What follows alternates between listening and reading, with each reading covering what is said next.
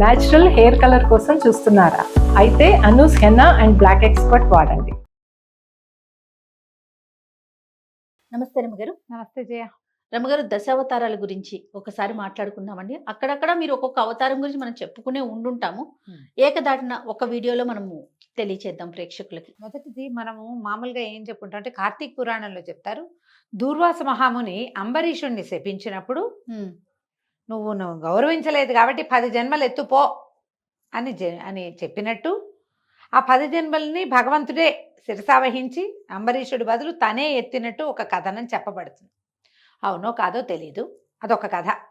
అయితే మనకి భగవంతుడి 10 అవతారాలు ఎట్లా కనపడతాయంటే మానవాళిని ఉద్ధరించటానికే స్వామి ఈ 10 అవతారాలు ఎత్తాడని చెప్పబడతారు. కథే అట్లాంటిది. ఇది మొదట 3 అవతారాలు విశేషమైనవి. అంటే మనకి ఈ మన సృష్టి తాలూకు అనుక్రమణిక చూసుకుంటే మొదట ఒక చిన్న జీవి, తర్వాత కొంచెం పెద్దది, ఆ తర్వాత ఇంకా పెద్ద జీవి, ఆ తర్వాత జీవులు పరిణామక్రమాన్ని చూస్తే ఈ ప్రకారము జీవ పరిణామక్రమం లాగానే భగవంతుని పరిణామక్రమం కూడా, అవతారాలు కూడా అలా కూడా అని అన్వయించుకోవచ్చు అని కూడా కొంతమంది పెద్దవాళ్ళు చెప్తారు. సులువుగా చెప్పుకోవాలంటే మొదట మత్స్యావతారం ఎత్తాడు భగవంతుడు. సృష్టి అంతంలోకి వచ్చేసింది, ప్రపంచమంతా జలమయం అయిపోతుంది, సృష్టి అంతమైపోబోతోందని తెలిసి ఈయన ఏం చేశారు, మనువుని రక్షించారు. ఈ మనువు అనేవాడు అప్పటికి ప్రభువుగా ఉన్నాడు భూమండలానికి. మనువు బ్రహ్మమానస పుత్రుల్లో ఒక వరుసగా అక్కడి నుంచి పుట్టినవాడనమాట. అయితే ఈ మనువుకి ఆయన సూర్యుడికి అర్ఘ్యం ఇస్తుంటే చేతిలో ఒక్కొక్క చిన్న చేప పిల్ల వచ్చింది, నీటిలోంచి ఇట్లా జలంలోంచి వచ్చింది. ఆయన చేప పిల్లని రక్షించమంది, నన్ను రక్షించమంటే ఆయన కమండలంలో వేశాడు. ఒక క్షణంలో అది కమండలం నిండిపోయింది. పెద్ద పాత్రలోకి మార్చాడు, పాత్ర నిండింది. ఈయన మనువు నా దగ్గర ఇంకా చాలా వైభవం ఉంది, నేను నీకు అక్కడికి మారుస్తానంటే ఇతను ఎక్కడెక్కడికి మార్చినా అన్నిటికంటే పెద్దదైపోయింది అది. ఇప్పుడు తన వైభవం అంత విలువగలది కాదని, దానిని మించినది ఇంకొకటి ఉన్నదని ఆయనకి పరతత్వ జ్ఞానం తెలిసింది. అప్పుడు ఈ జలంలో తీసినటువంటి ఈ చేపని, మత్స్యాన్ని సముద్రంలో విడిచిపెట్టాడు ఆయన. ఆ విడిచిపెట్టినప్పుడు ఆ మత్స్యం ఆయన తనకి బోధించింది, సృష్టి అంతమైపోతుంది కాబట్టి ముఖ్యమైన వాటిని, ఔషధులని, మహర్షులని రక్షించు, వీటిని ఒక పడవలో పెట్టి వదిలిపెట్టు, ఉండు నువ్వు, నేను నిన్ను రక్షిస్తానని చెప్పింది. అయితే ఇప్పుడు ఈ నీళ్ళల్లోకి వెళ్ళినప్పుడు ఏమైంది, ఇప్పుడు రక్షించవలసిన వాటిల్లో వేదాలు కూడా ఉన్నాయి. ఆ వేదాలని సోమకాసురుడని ఒకడు ఆ వేదాలని సంగ్రహించి నీళ్లలో దాగి ఉన్నాడు, సముద్ర జలాల్లో. ఇప్పుడు సముద్రం లోపలికి వెళ్ళగలిగేది ఏమిటి, ఏ జంతువు, ఎవరు వెళ్ళగలుగుతారు? మత్స్యమే కదా. అందుకని సముద్రాంతరాళం లోపలికి ప్రవేశించి సోమకాసురుణ్ణి సంహరించి ఆ వేదాలను తెచ్చి ఈ పడవలో వీళ్ళందరినీ, ఋషులని, ఔషధుల్ని రక్షిస్తూ వచ్చాడు కదా మనువుకి అప్పజెప్పాడు. అప్పజెప్పి ఆ పడవ మునిగిపోకుండా తరింపజేసి భూమి వైపుకి మళ్ళీ సృష్టి వైపుకి తీసుకొచ్చారనమాట. ఇది మొదటి అవతారం మత్స్యావతారం. ఇలా అంతే మళ్ళీ సృష్టి అంతా మొదలైంది. దేవతలు దానవులు ఎవరి దారిన వాళ్ళు ఏర్పడిన తర్వాత ఈ దేవతలు దానవులు ఏమనుకున్నారు, యుద్ధాలు జరుగుతున్నాయి, మరణం అనివార్యంగా ఉంది, అమృతాన్ని పొందాలి, మరణం లేని దాన్ని పొందాలంటే ఏం చెయ్యాలి అంటే ఏమన్నారు, క్షీరసాగరాన్ని చిలకమన్నారు. అయితే దీని ముందు గాథగా ఏం చెప్తారు, లక్ష్మీదేవి వీళ్ళంతా దేవేంద్ర వాళ్ళందరికీ ముందు వైభవం ఉంది, అదంతా సముద్రంలోకి వెళ్ళిపోయింది. వారి కోసం కూడా లక్ష్మీదేవి దేవేంద్రుడి వైభవం కోసం కూడా సముద్రాన్ని చిలికించారు. అయితే అమృత మథనం ఎప్పుడు వస్తుంది, సముద్ర మథనం జరిగితేనే అమృతం వస్తుంది అని బోధింపబడి దేవతలు దానవులు ఇద్దరు కలిసి ఏం చేశారు, మందర పర్వతాన్ని కవ్వంగా చేసుకుని వాసుకుని కవ్వపు తాడుగా చేసి వాసుకి అనే మహాసర్పాన్ని ఈ పాల సముద్రాన్ని చిలకటం మొదలుపెట్టారు, క్షీర సముద్రం అదే. అయితే ఎప్పుడైతే ఈ పాలకడల్ని చిలకటం మొదలుపెట్టారో మందర పర్వతం మహాబరువు, అది దిగిపోతోంది నీళ్లలోకి. అందరూ దేవతలు ఆక్రోశించారు, ఏదో నువ్వు చెప్పావని మొదలుపెట్టాం, ఇది మునిగిపోతుంది, ఇప్పుడు ఏం చేయమంటే అప్పుడు మహావిష్ణువు ఏం చేశాడు, ఆ మందర పర్వతాన్ని లేపి ఉంచటానికి వీలుగా మహాకూర్మావతారాన్ని ధరించి ఆ మందర పర్వతం కిందకి వెళ్ళిపోయి తన మీద మందర పర్వతాన్ని నిలబెట్టి ఈ దేవతలు, ఈ పాలకడల్ని దేవతలు దానవులు చిలకటానికి ఉపయోగపడ్డాడు ఆయన వీపు మీద. ఎందుకంటే మందరము వీపు అంటే దాన్ని ఏమంటారు, కూర్మంతాలకు వీపు అతి గట్టిగా ఉంటుంది. అవును. తన వీపు మీద మందర పర్వతం పెట్టినా ఏం అవ్వదు. అంటే చిలికేదాన్ని ఆయన మీద ఆ పెట్టించుకున్నాడు. అంతే పెట్టించుకున్నాడు. కదా. అక్కడ కుదురు. అది కవ్వం అనుకుంటే కనుక మనం. కవ్వం కింద కుదురుగా తను ఉన్నాడనమాట. అప్పుడు పాలకడల్ని బాగా చిలికేసరికల్లా అందులోంచి లక్ష్మీదేవి వచ్చింది. ముందు హాలాహలం వస్తే పరమేశ్వరుని ప్రార్థించి హాలాహలాన్ని ఆయనకు అర్పిస్తే ఆయన ఏం చేశాడు, అది తీసి ఒక గోలిగా చేసి కంఠంలో పెట్టుకున్నాడు. శితికంఠుడు, నీలకంఠుడు, గరళకంఠుడు అయ్యాడు పరమేశ్వరుడు. తర్వాత వచ్చిన లక్ష్మీదేవిని విష్ణుమూర్తి స్వీకరించుకున్నాడు. తర్వాత లక్ష్మీదేవి తర్వాత చంద్రుడు వచ్చాడు. కల్పవృక్షము, కామధేనువు, అప్సరసలు, శంఖాలు, నవనిధులు, ఎన్నో వజ్రాలు, ముత్యాలు పుట్టినాయి, ఆల్చిప్పలు పుట్టినాయి, శంఖాలు పుట్టినాయి. అవన్నీ పుట్టగా చివరికి ధన్వంతరి వచ్చాడు. ధన్వంతరి అమృత పాత్రని పుచ్చుకొని వచ్చాడు. ఈ అమృత పాత్రని మాకనే దేవతలు దానవులు లాక్కోకుండా మళ్ళా ఈ విష్ణుమూర్తి అవతారాలలో ఒకటిగా చెప్పబడని జగన్మోహిని స్వరూపాన్ని, ఒక తాత్కాలిక స్వరూపాన్ని పొంది, అవతారమే దశావతారాల్లో చెప్పబడదు కానీ ఈ కూర్మావతారం తర్వాత మనకి జగన్మోహినే కనపడుతుంది. దేవతల్ని దానవల్ని 2 వరుసల్లో కూర్చోబెట్టి వాళ్ళని తన సన్మోహన శక్తితోటి వశపరుచుకుని దేవతలకి మాత్రమే అమృతాన్ని పంచారు. ఈ అమృతం పంచడం అయిపోయాక 2 అవతారాలు అయినాయి. ఆ తర్వాత ఏం జరిగింది, మత్స్యం కూర్మం తర్వాత వరాహావతారం. ఈ వరాహావతారానికి ముందు ఏం జరిగింది, సనక సనందన సనత్ కుమార సనత్ సుజాతులని చెప్పబడేటువంటి బ్రహ్మమానస పుత్రులైన 4 ఋషులు విష్ణుమూర్తిని చూడడానికి వచ్చారు. ద్వారపాలకులుగా ఉన్న జయ విజయులు వాళ్ళని ఒప్పుకోలే. మిమ్మల్ని స్వామివారి ఏకాంతంలో ఉన్నారు, మాకు కుదరదనేసరికల్లా మేము బ్రహ్మమానస పుత్రులం, పైగా ఇంత బాలురుగా ఉంటారట వాళ్ళు. ఎవరు? జయ విజయులు కాదు, సనక సనందనాథులు ఋషులు 4 బాలురు చిన్న పిల్లలుగా ఉంటారు. రానివ్వకపోయేసరికల్లా వాళ్ళు కోపం వచ్చి, ఏ స్వామి సేవతో మీరు ఇంత అహంకరించి ఉన్నారో ఆ స్వామి సేవకి దూరం కండని సనక సనందనులు శపించారు జయ విజయులు. వీళ్ళు పరమ దుఃఖంతో విష్ణువు పాదాలు పట్టుకున్నారు.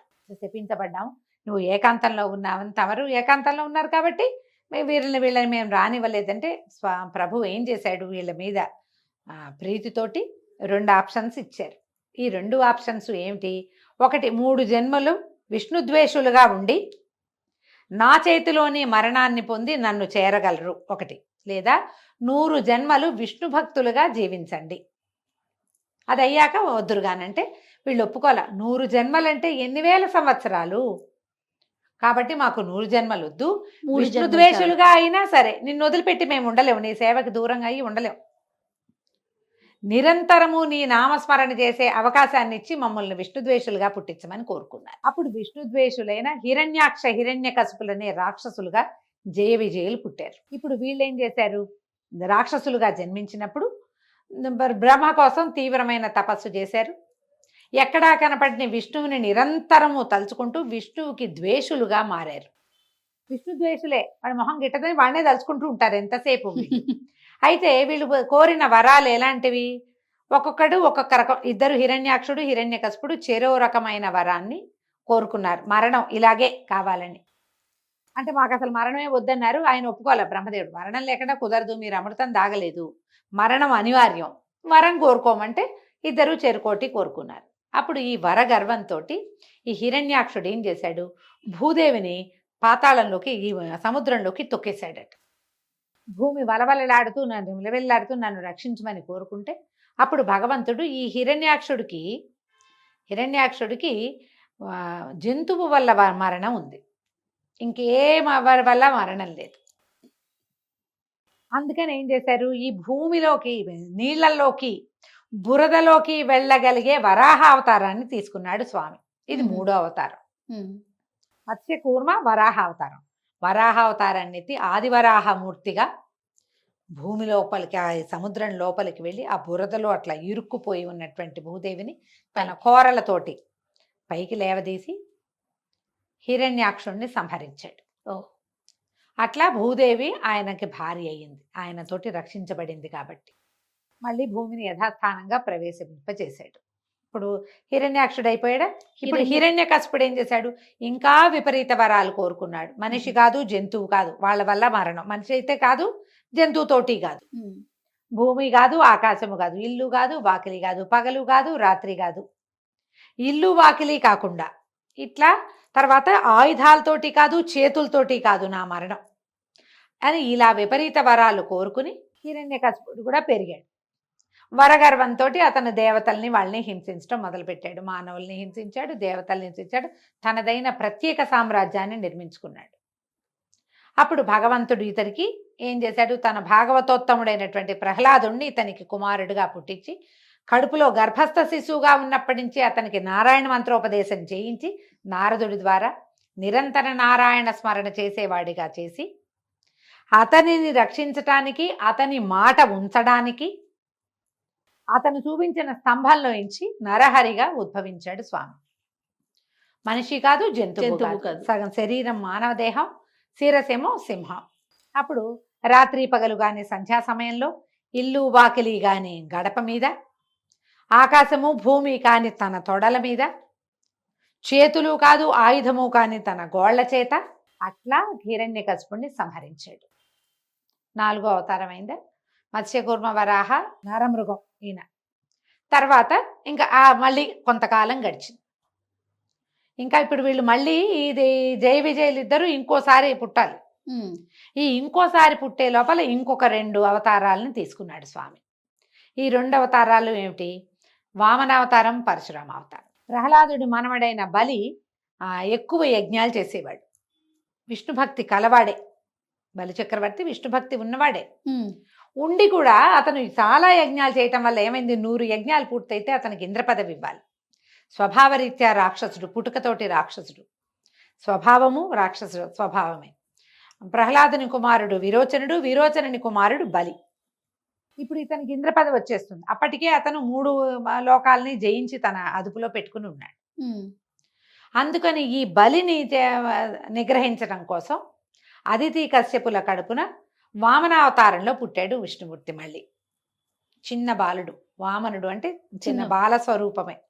అయితే ఈ వామనావతారంలో వాళ్ళకి జన్మించిన తర్వాత ఉపనయనం చేయించుకుని అప్పుడు ఈ బలి చక్రవర్తి 100వ యాగం చేస్తున్న ప్రదేశానికి వచ్చి అతనిని దానం ఇవ్వమని అడిగి అతను 3 అడుగుల దానానికి ఒప్పుకుంటే 3 అడుగులు భూమి ఆకాశాలు రెండింటినీ తన 2 అడుగులతోటి ఆక్రమించి 3వ అడుగుగా అతని శిరస్సు, నా శిరస్సు తీసుకోమంటే శిరస్సు మీదే పాదం ఉంచాడని కొన్ని కథలు చెప్తారు. భాగవతంలో అట్లా ప్రత్యేకంగా శిరస్సుకి తొక్కేశాడని కాకుండా అతని శిరస్సుని తను స్వాధీనం చేసుకున్నాడనమాట. ఇంకా ఇక్కడ రాజ్యం లేదు అంతే. అతనిని రసాతలని పాతాళానికి పంపించి అక్కడ పాతాళానికి ప్రభువుని చేశాడు. ఇది వామనావతారం చెప్తారు. దీని తర్వాత పరశురామావతారానిగా జన్మించాడు. ఈ పరశురాముడు జమదగ్ని మహామునికి, రేణుక జమదగ్నులకి కుమారుడుగా జన్మించాడు. ఈయన పుట్టుకతోటి బ్రాహ్మణుడు. ముని జమదగ్ని అనగానే ఆయన బ్రహ్మవంశం నుంచి పుట్టినవాడు కదా. బ్రాహ్మణ వంశంలో 4 అన్నదమ్ములు ఏమో ఉన్నారు, ముందు అన్నదమ్ములు ఉన్నారు. ఈయన చివరి వాడిగా జన్మించాడు. జన్మిస్తే ఈయన తండ్రిని ఈ కార్తవీర్యార్జునుడు అనే రాజు అవమానించాడు. ఆయన దగ్గర ఉన్న ఆవు కోసం అవమానిస్తే దుఃఖంతో, తండ్రిని అవమానించబడ్డాడన్న దుఃఖంతో రాజుల మీద యుద్ధాన్ని ప్రకటించాడనమాట. దానికి ముందు ఏం చెప్తారంటే, ఈవిడ పరశురాముని మన జమదగ్ని మహాముని భార్య అయిన రేణుకాదేవి రోజు పచ్చిమట్టితోటి కుండ చేసి కుండతోటి నీళ్లు తెచ్చేదట, పచ్చి కుండతో నీళ్లు తెచ్చేదట. పచ్చిమట్టే ఇసుకతోటి కుండ చేసేదని కూడా కొన్ని గాథలు చెప్తారు. అయితే ఈ కుండ చేస్తుంటే ఒకసారి ఏమైందట, ఒక గంధర్వుడు భార్యలతోటి నదిలో స్నానం చేస్తూ ఆమెకి కనిపించాడు. ఆమె మనసు అటు వెళ్ళిపోయింది, కుండ చేయలేకపోయిందట. దాంతో ఆలస్యమైంది. తర్వాత మనసు నిగ్రహించుకుని కుండ చేసి పట్టుకెళ్ళింది. భర్త ఈమె ఆలస్యానికి కారణం ఏమిటని జ్ఞాన దృష్టితో చూసి ఈమె మనసు చలించిందని ఈ తల్లిని సంహరించమని కుమారులకి చెప్పారు. కుమారులు ఎవ్వరూ ఒప్పుకోకపోయేసరికి ఆయన కుమారులందరినీ శపించాడు. ఆఖరి కుమారుడైన రాముడు అనే పేరుతోటి పుట్టాడు ఆయన. రాముడు మాత్రం తండ్రి ఆజ్ఞ చొప్పున తల్లి శిరస్సు ఖండించాడు గండ్రగొడ్డలితోటి. అందుకే ఆయన పరశురాముడయ్యాడు. పరశువు అంటే గొడ్డలి. అప్పుడు తండ్రి పితృభక్తికి సంతోషించి జమదగ్ని మహాముని ఏదైనా కోరుకోమంటే తల్లిని అన్నదమ్ముల్ని బతికించమని కోరుకున్నారు. తీవ్ర ప్రకృతి ఉంది ఆయన యందు. ఈయన బ్రాహ్మణ ఇదిగా ఉన్నా కూడా ఇక్కడ తపస్సు ఇవి చేస్తున్నా కూడా విశేషంగా ఆయన పరమేశ్వరుడి దగ్గరే ఇది నేర్చుకున్నాడు. అక్ష విద్య, బాణ విద్య అంతా నేర్చుకున్నాడు. ఆయన మంచి బాణ దీంట్లో ఏమనాలి దాన్ని, ధనుర్విద్యలో అద్భుతమైన అభినివేశం ఉన్నది ఆయనకి. అయితే ఎప్పుడైతే ఈ కార్తవీర్యార్జునుడు తన తండ్రి మీద జులుం ప్రదర్శించాడో ఆ దుఃఖాన్ని తట్టుకోలేకపోయాడట ఆయన. ఆవిడ 21 సార్లు పిలిచేంత రామా రామా రామా అని పిలిచేసరికల్లా ఆయన 21 సార్లు క్షత్రియుల్ని ఏరిపారేశాడు భూమి మీద నుంచి. కార్తవీర్యార్జునుడిని సంహరించాడు. తర్వాత ఈ రాజుల్ని, క్షత్రియుల మీద యుద్ధాలు చేయటం, ఒక్క గండ్రగొడ్డలతో ఒకడే ఎన్నో వంశాలని నిర్వంశం చేసేసాడు. తర్వాత ఈ హత్యా పాపాన్నంతా పోగొట్టుకోవడానికి బోల్డంత తపస్సు కూడా చేసుకున్నాడు. ఇదంతా ఆయనే. ఇప్పుడు రాజును సంహరించారంటే భూమి ఆయన వశం అవుతుంది కదా. అయితే ఈ తను సంపాదించినటువంటి భూమిని కశ్యపుడికి దానం చేసేసాడు ఆయన. ఇంకా కొంతమంది రాజులు ఉన్నారు ఇక్కడ. దశరథుడు లాంటి వాళ్ళందరూ ఈ పరశురాముడి కాలంలోనే ఉన్నారు. వాళ్ళంతా సంతానం లేని వాళ్ళు, వాళ్ళందరూ శరణుజొచ్చి కొంతమంది తప్పించుకున్నారు. వీళ్ళు సంహరించబడ్డారనుకో పితరులకి గతి, అట్లా ఆలోచించి కొంతమంది తప్పించుకున్నారు. మిగిలిన వాళ్ళని సంహరించాడు ఆయన. అయితే ఈ కశ్యపుడికి భూమిని దానం చేయటం వల్లే భూమికి కాశ్యపి అని పేరు వచ్చింది. ఆయన నియమం ఏంటి, పగలవేళ ఇక్కడ తిరగచ్చు, రాత్రి ఇక్కడ నిద్ర చేయకూడదు. భూమి మీద మహేంద్ర పర్వతం మీద ఉండేవాడు పరశురాముడు. కాబట్టి ఆ పరశురామ అవతారం కూడా భగవద్ అవతారమే. ఆ తర్వాత సంపూర్ణావతారుడుగా రాముల వారిగా జన్మించారు. అయితే ఈ పరశురాముడు భూమి మీద ఉండగానే ఈయన తర్వాత అవతారం భూమి మీదకి వచ్చింది. అప్పటికి ఈ జయ విజయులిద్దరూ హిరణ్యాక్ష హిరణ్యకశిపులుగా పుట్టి ఉన్నారు కదా, వాళ్ళు రావణ కుంభకర్ణులుగా భూలోకంలో జన్మించి ఉన్నారు. వాళ్ళని సంహరించటానికి భగవంతుడు ఎలా అవతారం ఎత్తాడు, ఏం చేశాడో మనం 2వ భాగంలో తెలుసుకుందాం. ఇప్పటికి 6 అవతారాలు చెప్పేశాం. మత్స్యకూర్మ వరాహ నరసింహ వామన పరశురామ అవతారాలు చెప్పాం. ఇంకా మనం ఒక 4 అవతారాలు చెప్పుకోవాలి. ఈ 4టిని మనం వచ్చే భాగంలో చెప్పుకుందాం. తప్పకుండా గారు. నమస్తే. మనం దశావతారాల గురించి మాట్లాడుకుంటున్నాం కదండి. 6 అవతారాలు చెప్పేశారండి, ఇంకొక 4 మిగిలినాయి. మరి 4 ఎవరు? పరశురాముడి తర్వాత పరశురాముడు భూమిని ధారాదత్తం చేసి కశ్యపుడికి ఆయన ఇంచుమించుగా తను దేనికోసం, క్షత్రియ సంహారం కోసం వచ్చింది ఆ అవతారం. క్షత్రియులని అణచటం కోసం ఆ కార్యక్రమం ముగిసి ఆయన భూమిని పూర్తిగా కశ్యపుడికి దానం చేసిన తరువాత రామావతారం వచ్చింది. అప్పటికి భూమి మీద రాక్షస బలం పెరిగిపోయింది. హిరణ్యాక్ష హిరణ్యకశిపులుగా పుట్టినటువంటి జయవిజయులు ఇద్దరు ఈ యుగంలో, త్రేతాయుగంలో రావణ కుంభకర్ణులుగా జన్మించారు. మళ్ళీ వీళ్ళు ఎవరో ఏమిటో కూడా కాదు, బ్రహ్మమానస పుత్రులైన కశ్యప ప్రజాపతి, ఆయన కుమారుడు, వాళ్ళ సంతతే వీళ్ళు. విశ్రవసుని కుమారులుగా జన్మించారు వీళ్ళు. హిరణ్యాక్ష హిరణ్యకశిపుల కాలం కంటే రావణ కుంభకర్ణుల కాలం కొంత వేరైనది. రావణాసురుడు ప్రగల్భంగా ఉన్నాడు, బలవత్తరమైన శక్తిగా రూపొందాడు. అవును, ఆయనతో పాటే సమానమైన శక్తియుక్తులు ఉన్నప్పటికీ బ్రహ్మదేవుడు అతను కోరుకున్నటువంటి వరంలో కొంత సరస్వతీదేవిని, అతనిని నాలుకని కంట్రోల్ చేయమని ఒక సహాయం కోరి, ఆమె వల్ల అమ్మవారు అతని నాలుక మీద ఉండి 6 నెలల నిద్రాకాలం, నిద్ర ఎక్కువగా కోరుకునేలాగా చేశారు. రావణాసురుడికి ఉన్న వరాలు గొప్పవే. కుంభకర్ణుడు నిద్రావరాన్ని కోరుకునేలాగా చేసేసరికల్లా ఈ ఇద్దరు సమానంగా ఉండాలి. హిరణ్యాక్ష హిరణ్యకశిపులు ఎంత సమానంగా ఉన్నారో అంతే సమానంగా వీళ్ళిద్దరు కూడా ఉండాలి. అలా ఉండాల. రావణుడు బలవత్తరమైన శక్తిగా రూపొంది అతనంత బలము కలిగినప్పటికీ నిద్రాపరవశుడుగా ఉండేటువంటి వరాన్ని పొందిన కుంభకర్ణుడు పెద్దగా ఆయన ప్రతాపాన్ని చూపించే అవకాశం రాలేకపోయింది, తగ్గింది. ఎఫెక్ట్ తగ్గిందనమాట త్రేతాయుగానికి. రావణాసురుడే ఇద్దరి బదులు విజృంభించి ఉన్నాడు. ఇతనికి వేదాంగాలు చదువుకున్నవాడు, సంగీతజ్ఞుడు, అపరిమితమైన శివభక్తి కలిగిన వాడు, శివపూజా దురంధరుడు. వీటితో పాటుగా స్త్రీలోలుడు, ఆ వాక్యం కూడా అతనికి తోడైంది. మన కాలనైతే ఉమెనైజింగ్ అని చెప్తాం. అవతల వాళ్ళ ఇష్టానిష్టాలతోటి ప్రమేయం లేకుండా స్త్రీలని చెరబట్టడం ఆయన ప్రవృత్తిగా కనపడుతుంది. మిగిలినవన్నీ అద్భుతమైన లక్షణాలు. చాలా తపస్యాలి ఆయన. రావణాసురుడు చాలా గొప్పవాడు. అమోఘ వరాలు పొంది ఉన్నాడు బ్రహ్మ నుంచి. ఎవ్వరి వల్ల మరణం లేకుండా నరవానరులు తప్ప, ఇట్లా చెట్ల మీద వాటి మీద తిరిగే జాతి నరులు, వీళ్ళు బలహీనులని ఆయన ఉద్దేశం అంతే. మిగిలిన ఎవ్వరి నుంచి వరం లేకుండా దేవజాతులు ఉన్నాయి కదా, దేవ గంధర్వ కిన్నర కింపురుషాదులు యక్షులు బోల్డంత మంది ఉన్నారు. వాళ్ళలో ఎవ్వరి వల్ల ఆయనకి మరణం లేదు అతనికి. ఆ సమయంలో ఈ దేవతలందరూ బ్రహ్మదేవుడికి చెప్పారట, మన రావణాసురుడితో చాలా ఇబ్బందిగా ఉంది, ఆర్యావర్తం అంతా అతని దీంతో నిండిపోయి ఉంది, జనస్థానం అంతా రాక్షసులు, తర్వాత ఏమో ఈ మన దండకారణ్యం అంతా రాక్షసులు, వాళ్ళు అక్కడ ఋషులందరూ చేరేది అక్కడ, వీళ్ళని తపస్సులు చేసుకొని ఇవ్వటం లేదు, ఏం చేయాలి? అప్పుడు విష్ణుమూర్తి వీళ్ళకి సహాయం చెప్పాడు. భూలోకంలో దశరథ మహారాజు పుత్ర సంతానం కోసం వాంఛలో ఉన్నాడు. వీళ్ళు సూర్యవంశీయులు, దశరథుడు అప్రమేయ పరాక్రమం కలిగిన వాడు, తర్వాత ఏమో ఆయన వంశం చాలా గొప్పది, ఆయనకు సంతానం కావాలి, ఆ సంతానంగా నేను జన్మిస్తాను. ఈ సహాయం చేయటం కోసం నాతో ఉండేటువంటి నలుగురు శేషుడు శంఖచక్రాదులు కూడా నాతో జన్మిస్తారు. నా అంశలతోటి 4 అంశలతోటి నేను అక్కడ జన్మిస్తా. ఈ దేవతలందరూ కూడా అప్సరసలతో కలిసి ఇక వానరులని లాంగూలములు అంటే ఏమనాలి, కోతులు, కొండముచ్చులు, తర్వాత ఏమో మన ఎలుగుబంట్లు, ఈ 3 జాతులని సృష్టించండి సహాయం చేయటానికి అని ఆజ్ఞ ఇచ్చారని చెప్తారు. ఒక్క కథనం తెలియజేయబడుతుంది. ఆ సమయంలోనే దశరథ మహారాజు ఏం చేశారు, వీళ్ళు భగవంతుడితోటి దేవతలందరూ మాట్లాడుకున్న తర్వాత చకచక ఈ వానరాలందరూ పుట్టడం మొదలుపెట్టారు. వానరులు ఒక్కొక్క దైవపు అంశతోటి ఒక్కొక్క వానరుడు చొప్పున జన్మించారు. వాయుదేవుడి సంతానంగా ఆంజనేయ స్వామి,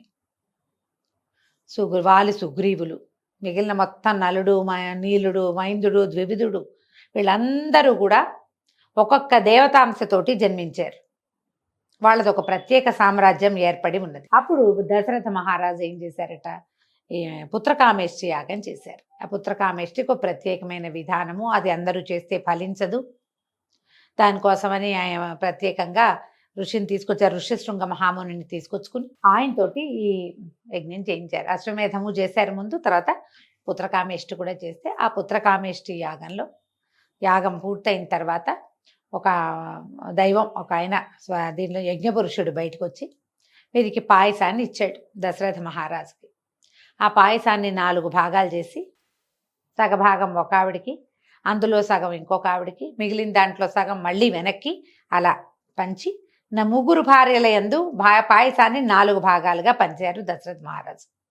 ఆ పంచబడిన పాయసంలోని ప్రథమ భాగం సగభాగానికి రాముల వారు అట్లా జన్మించారనమాట. శ్రీరాముడు, లక్ష్మణ, భరత, శత్రుఘ్నులు. లక్ష్మణుడు, శత్రుఘ్నుడు 2 భాగాలు సుమిత్రాదేవికి ఇవ్వడం వల్ల ఆమెకి కవలలు జన్మించారు, 2 కుమారులు. కైకేయీదేవికి భరతుడు జన్మించాడు.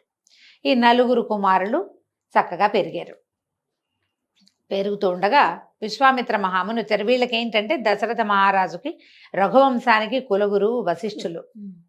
మొట్టమొదటి రాజుల నుంచి తర్వాత చివరి రాజుల వరకు ఎప్పుడూ ఆయనే కులగురువుగా ఉన్నారు. అయితే విశ్వామిత్ర మహాముని వచ్చి, మేము ఒక యజ్ఞం చేసుకుంటున్నాం, ఆ యజ్ఞానికి చాలా ఇబ్బంది కలుగుతోంది, కాబట్టి యాగరక్షణ కోసం నీ కుమారులని పంపించమని అడిగి రాముణ్ణి, అతనికి తోడుగా ఎప్పుడూ కలిసే ఉండేటువంటి లక్ష్మణుడిని, వాళ్ళిద్దరిని విడదీయలేం. రాముడు రామానుజుడు అనమాట. రామానుజం అంటే తమ్ముడు, రామానుజులు అంటే లక్ష్మణస్వామి. భరతుడు, శత్రుఘ్నుడు కూడా రాముడు తమ్ముళ్ళే, కానీ ఈయనే రామానుజుడుగా ప్రఖ్యాతుడు అనమాట. లక్ష్మణుడే. రామలక్ష్మణులు ఇద్దరిని వెంబడి పెట్టుకుని తీసుకువెళ్ళి ఈయన పరిపూర్ణ మానవావతారుడుగా జన్మించాడు ఇక్కడ. ఎందుకంటే ఈ రావణాసురుడు కేవలము మానవుల చేతిలో మాత్రమే మరణాన్ని పొందేటువంటి వరాన్ని పొంది ఉన్నాడు. ఎక్కడా తన భగవద్ అంశని కానీ భగవత్ విభూతిని కానీ చూపించలేదు రాముల వారు. మొదటి పుట్టిన రోజు దగ్గర నుంచి, తొలి రోజు నుంచి సరయూ నది ప్రవేశం చేసే వరకు సాధారణంగా మానవులు ఎలా ఉండాలో చూపించారు, మానవులకి ఎలాంటి భావోద్వేగాలు ఉండొచ్చు అదే చూపించారు. వేరేదేం చేయాల ఆయన. నన్ను దశరథాత్మజుడుగా తెలుసుకోండి అని చెప్పారు. దశరథాత్మజుడుగానే ఉన్నారు. మొదటిసారి వెళ్ళినప్పుడు విశ్వామిత్రుడి వల్ల ఈయన బల అతి బల అని 2 పెద్ద విద్యలు నేర్చుకున్నారు. ఆకలి దప్పులు ఉండవు. ఎన్నో అస్త్రాలు శస్త్రాలు ఎన్నో నేర్చుకున్నారు. విశ్వామిత్రుడు వీళ్ళకి కులగురువు వశిష్ఠులైతే విశ్వామిత్రుడు ఈయనకి విద్యాగురువుగా పరిణమించి ఎన్ని రకాలో చెప్పారు. వీళ్ళ వంశం గురించిన కథలు అన్నీ చెప్తూ ఈయనతోటి రాక్షస సంహారం చేయిస్తూ వెళ్ళారు. తాటకను సంహరింపజేశారు. తాటక సంహారం చాలా పెద్దది. అప్పటికైనా చిన్నవాడు, 13-14 సంవత్సరాల నూనూగు మీసాలవాడు అనకూడదు, పసివాడుగానే చెప్పాలి రాముల వారిని. ఇవన్నీ వరుసగా చేయిస్తూ చివరికి తమ యాగరక్షణలో మారీచు సుబాహుల్లో సుబాహుడు సంహరించి సుబాహుడు మరణించాడు. మారీచుడు జీవించే ఉన్నాడు. దెబ్బ తగిలి సముద్రం దగ్గర పడిపోయాడు. ఆ మారీచుడు కాలాంతరంలో మళ్ళీ వచ్చాడు. అక్కడి నుంచి ఏం చేశారు, ఈ సీతా కళ్యాణం కోసం వీళ్ళని శివధనుస్సును చూపించడం కోసం జనక రాజర్షి దగ్గరికి మిథిలా నగరానికి తీసుకెళ్లారు. ఆ మిథిలా నగరంలో ఈ శివధనుస్సును చూసి ఆ ధనుస్సుని ఎక్కుపెట్టడానికి పరీక్షిస్తుంటేనే విరిగిపోయింది. అది ఎక్కుపెట్టడానికి ట్రై చేశాడు ఆయన, అంతే ప్రయత్నం చేస్తుండే కానీ ఎక్కుపెట్టబడలా, ధనుర్భంగం అయిపోయింది. ఎవరైతే ఈ ధనుస్సుని ఎక్కుపెడతారో వాళ్ళకి మా అమ్మాయిని ఇస్తామని జనక రాజర్షి ముందే చెప్పి ఉన్నారు. ఇప్పుడు జనక రాజర్షి కూతురు గురించి ఒక వాక్యం చెప్పుకోవాలి ఇక్కడ మనం. ఎప్పుడైతే పుత్రకామేష్టిలో రాముల వారి సంతానం దశరథ మహారాజుకు సంతానం కలిగిందని తెలిసిందో సంతానం లేని జనక రాజర్షి కూడా పుత్రకామేష్టి తలపెట్టారు. పుత్రకామేష్టికి యజ్ఞం చేయాలంటే ముందు ఒక నేలని ఎన్నిక చేసి అక్కడంతా చక్కగా దున్ని పంటలు వేసి సస్యశ్యామలంగా అవ్వాలి. అది ఆ పంట కోసి ఆ ధాన్యాన్ని హోమానికి వాడాలి, ఆ నియమం ఉంది. వీళ్ళు మొదట నేల దువ్వుతుంటేనే వీళ్ళకు ఒక బంగారు పెట్టెలో ఉన్నటువంటి బాలిక శిశువు లభించింది. యాగం చేయకుండానే ఆ లభించిన శిశువుని చూసి మహాలక్ష్మి స్వరూపంగా భావించి నాగేటి చాలుని సీత అంటారు. ఆ అమ్మాయికి సీత అనే పేరు పెట్టి ఆ పిల్లని పెంచుకున్నారు. తర్వాత ఆయనకి కూతురు కలిగింది, ఇంకొక పాప ఊర్మిళాదేవి, ఆయనకి సంతానం కలిగింది. దీనికి పూర్వగాథలో మనకి స్కాంద పురాణంలో ఒక వాక్యం చెప్తారు. విష్ణుమూర్తి దేవతలకు చెప్పారట, నేను మానవుడిగా జన్మిస్తాను, బ్రహ్మ విద్య సీతగా జన్మిస్తుంది అని. ఆత్మజ్ఞానమే సీత. ఆమె మహామాయ సీతగా జన్మిస్తుందని. ఇక్కడ జన్మించిన సీతాదేవి అయోనిజగా జన్మించింది. ఎవరికైనా పుట్టిన సంతానం కాదు. ఇక ఆమెను పెంచుకున్నారు. ఆమె అంత అలాంటి ప్రత్యేకమైన జన్మ కలిగింది. కొన్ని పరాశర సంహితలలో కొన్ని చోట్ల కొన్ని పురాణాల్లో ఆవిడ చిన్నప్పుడే ఆ ధనుస్సు ఎత్తేదని, అందుకని ఎత్తగలిగిన వాడికే ఈ అమ్మాయిని ఇవ్వాలని పెట్టుకున్నారని అని ఒక విషయం కూడా చెప్తారు. వీర్యశుల్క అని చెప్తారు. ఎవరైతే ఈ బలశాలిగా ఉండి ఈ బిల్లును ఎక్కుపెడతారో వాళ్ళకి మా పిల్లని ఇస్తాను అని. విల్లు ఎత్తాడు, ఎక్కుపెట్టడానికి ప్రయత్నం చేశాడు, అతని చేతిలో విరిగిపోయింది. కాబట్టి ఆయనకి కుమార్తెనిచ్చి పెళ్లి చేద్దాం అనుకున్నారు. సరే, వాళ్ళని పిలిచారు, వివాహం అయ్యింది. వీళ్ళిద్దరూ కలిసి ఇంటికి వెళ్తుండగా పరశురాముడు ప్రవేశం కలుగుతుంది. ఇక్కడ వీళ్ళిద్దరు ఏకకాలంలో ఇద్దరు. ఈయన పరిపూర్ణ స్వరూపుడు, పరిపూర్ణ విష్ణు స్వరూపుడు రాముల వారు, అంశాస్వరూపుడు పరశురాముడు. ఆయన వచ్చి కనపడ్డాడు.